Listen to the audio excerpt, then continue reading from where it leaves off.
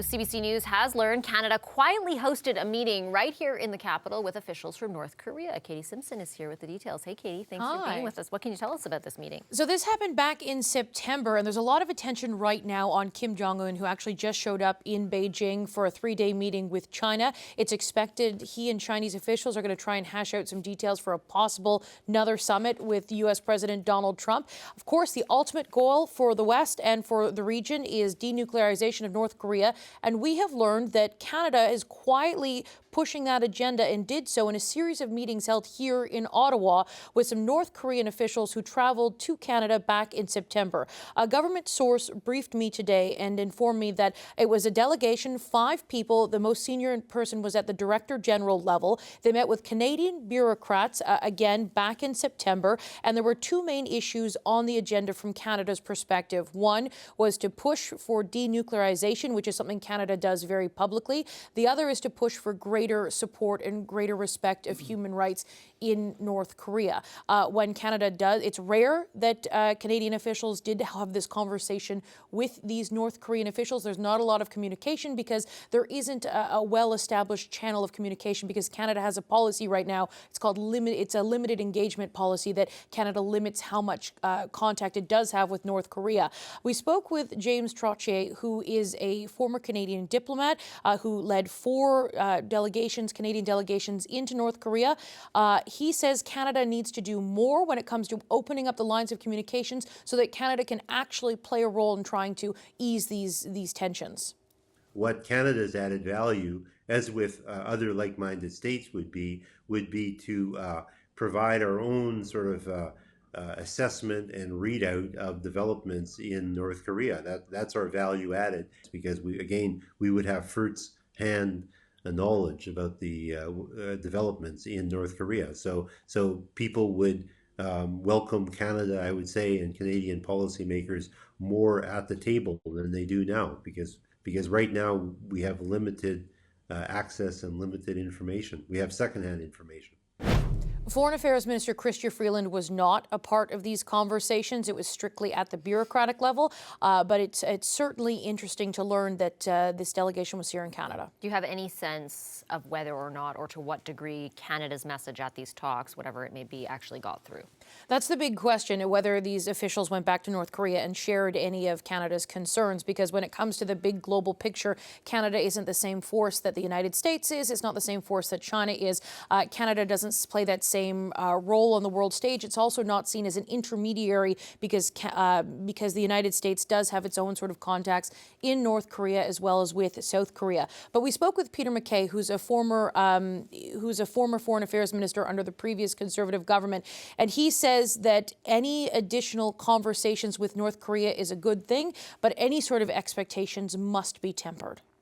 Well, they're a threat throughout the region. They have been a horrible regime under several leaders, including the current leader, Kim Jong-un.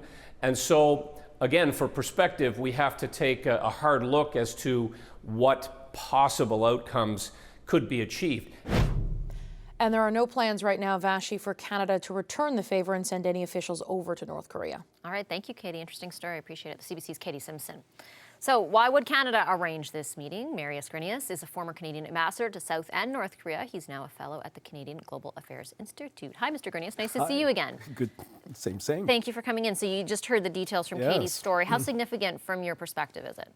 Well, it's first of all, it's really nice to see that Canada is trying to do something, because Canada has been marginalized for so long under the Harper Wright controlled engagement policy, which this current government has continued. And I certainly agree with what James Trottier said, in the sense that if we don't see for ourselves, that means we have to rely on other people telling us what's happening, and that's, hey, we're a G7 country, and Trump has met with Kim Jong-un. South Korean President Moon has met 3 times so far. Germany, United Kingdom, both have embassies in Pyongyang, and quite frankly, we just have not been a player. So this meeting, I hope, is the start of a better dialogue, a serious dialogue where we can hopefully contribute. And that's beyond human rights and conveying non-proliferation issues. Was there a time during which, I mean, you've spoken before about sort of this change in 2010 that's been continued by this government. Was there a time at which we did have that kind of influence? Well, I think so. First of all, it was really important going back to about 2002 when we decided to support South Korea President at that time, Kim Dae-jung, to open up with Sunshine Policy, and we were very supportive of South Korea's opening steps. Things didn't go entirely right, and there has been, of course, the back and forth. But at that time, for instance, I was cross-accredited both from Seoul to Pyongyang and went to Pyongyang a number of times, 4 times, and had official discussions with senior officials, including the number 2 of the country. And people, the United States, South Korea, Japan, and others and China, were particularly interested in what Canada had to say and my own impressions. I'd go through Beijing to go to Pyongyang, and Chinese think tanks plus their ministry always welcomed me to and had substantive discussions. Does it require a policy shift to bring back that level of influence, or is a meeting like this convened here in Canada without a policy shift evidence that that's not necessary? Well, we heard that the Canadian officials talked human rights, which is a good thing, and certainly non-proliferation. We don't know how that message, the Canadian message, is going to be conveyed back to Pyongyang. And we also don't know at this point exactly what the North Koreans were seeking. And that of course, I think will influence the type of discussion and the sort of decisions the government of Canada will have to make for the future.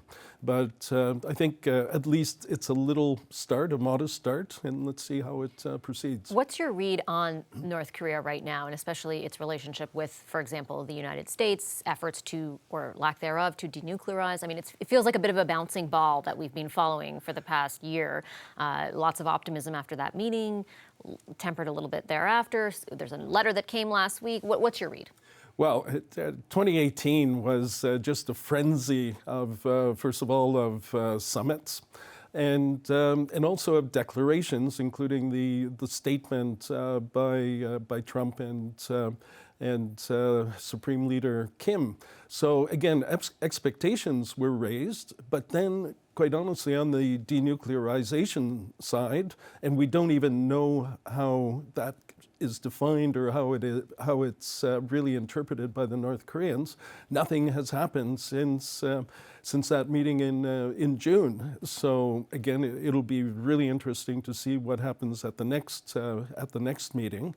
But in the meantime, I think when Trump and Pompeo says, "Oh, everything is fine and we're really making progress," well, that's not true. So maybe Canada, from that sense, can help, give a little push, give whatever aid that we can do. All right. Thank you, Mr. Grunius. Appreciate your insight pleasure. today.